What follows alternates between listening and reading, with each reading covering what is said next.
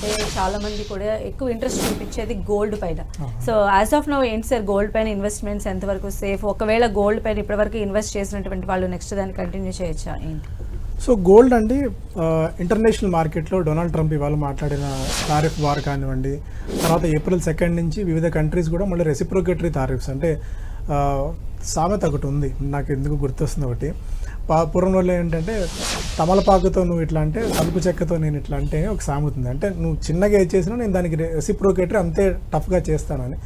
So Donald Trump ప్రపంచవ్యాప్తంగా అన్ని countries మీద టారిఫ్స్ విధిస్తే మిగిలిన అన్ని కంట్రీస్ కూడా చూస్తూ ఊరుకోవు, వాళ్ళు కూడా ఏదో ఒక విధంగా టారిఫ్స్ విధించాలని చెప్పి చూస్తాయి.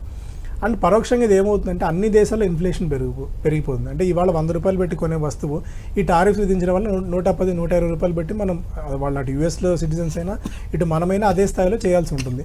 సో దానివల్ల పరోక్షంగా ఇన్ఫ్లేషన్ పెరుగుతుంది. ఇన్ఫ్లేషన్ పెరిగితే వడ్డీ రేట్లు తగ్గించలేని పరిస్థితి ఉంటుంది.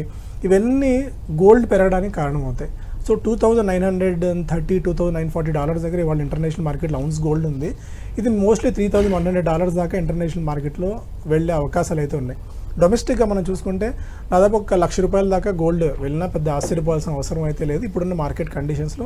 బికాజ్ రూపీ కూడా మనకు అంతగా సపోర్ట్ చేయట్లేదు. కాబట్టి ఎవరైతే గతంలో భారీగా గోల్డ్ కొని ఇన్వెస్ట్మెంట్ పర్పస్ కొని ఉన్నారో మేబీ వాళ్ళు కొద్దిగా అట్లీస్ట్ ఒక 30 to 40% అమ్ముకునే స్కోప్ కూడా ఉంటుంది ఇప్పుడు. ఎందుకంటే అమ్మి కొద్ది గొప్ప ప్రాఫిట్స్ అయితే బుక్ చేసుకోవచ్చు, లేదు హోల్డ్ చేద్దామంటే హోల్డ్ చేసుకోవచ్చు. బట్ ఫ్రెష్గా మనీ కమిట్ చేసి గోల్డ్లో ఇప్పుడు ఇన్వెస్ట్ చేద్దాం అనుకున్న వాళ్ళకి this may not be the right time అండి. పర్సనల్గా నేనైతే ఫీల్ అవుతుంది. కొద్దిగా ఆగితే మేబీ కొద్దిగా తగ్గే అవకాశాలు అయితే ఉన్నాయి గోల్డ్. యాజ్ ఆఫ్ నో అయితే బాగా ఎలివేటెడ్ లెవెల్స్ దగ్గర, పీక్ లెవెల్స్ దగ్గర గోల్డ్ ఉంది కాబట్టి ఇన్వెస్ట్మెంట్కి this is not the right time. Okay, అదే బాలరాజు గారు ఈ టైంలో ఎస్పెషల్లీ ఫిక్స్డ్ డిపాజిట్స్లో మనం ఇన్వెస్ట్ చేస్తే బెస్టా లేదా మ్యూచువల్ ఫండ్స్లో ఇన్వెస్ట్ చేస్తే బెస్ట్ అంటారు? ముఖ్యంగా ఇన్వెస్టర్స్కి పెయిన్ ఎక్కడ కలుగుతుందంటే investment product and time mismatch అయినప్పుడు లాంగ్ టర్మ్ ఇన్వెస్ట్మెంట్ ఏమైతే ఉంటుందో షార్ట్ టర్మ్ ప్రోడక్ట్స్లో చేస్తారు, షార్ట్ టర్మ్ ఇన్వెస్ట్మెంట్ ఏమైతే ఉంటుందో లాంగ్ టర్మ్ ప్రోడక్ట్స్లో చేస్తారు. ఈక్విటీ అనేది లాంగ్ టర్మ్ ప్రోడక్ట్, కానీ షార్ట్ టైం ఫ్రేమ్తో ఇన్వెస్ట్మెంట్ చేస్తారు. 1 year, 2 years or maybe 3 years గురించి వస్తారు. ఆ 1 to 3 yearsలో మార్కెట్స్లో భారీగా పడ్డప్పుడు రికవర్ అవ్వడానికి సాధ్యం కాదు.